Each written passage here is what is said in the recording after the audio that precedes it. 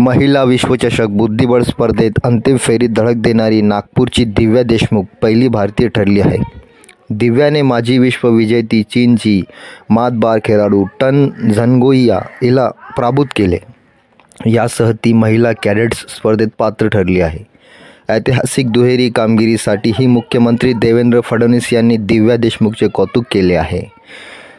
विशेष म्हणजे दिव्या देशमुखने गतवर्षी कनिष्ठ गटात महिला विश्वचषकावर नाव कोरले होते. ही घोडदौड कायम ठेवत तिने यंदाही वरिष्ठ स्तर स्पर्धेत अव्वल कामगिरी करत आपली छाप उमटवली आहे.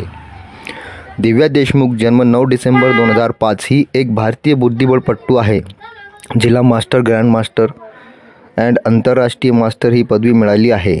ती ऑलिम्पियाडमध्ये 3 वेळा सुवर्णपदक विजेती आहे. देशाने आशिया अजिंक्यपद, जागतिक ज्युनियर अजिंक्यपद तसेच जागतिक युवा अजिंक्यपद स्पर्धेत अनेक सुवर्णपदके जिंकली आहे. दिव्या देशमुख हिने केवळ महाराष्ट्राचेच नव्हे तर भारताची मान उंच अभिमानाने उंचवली आहे. ती बुद्धिबळातील भारताची नवीन आशास्थान आहे. तिच्या जिद्दीला आणि बुद्धिमत्तेला सलाम. विश्वचषक स्पर्धेत अंतिम फेरीसाठी दिव्या देशमुखला मनपूर्वक शुभेच्छा.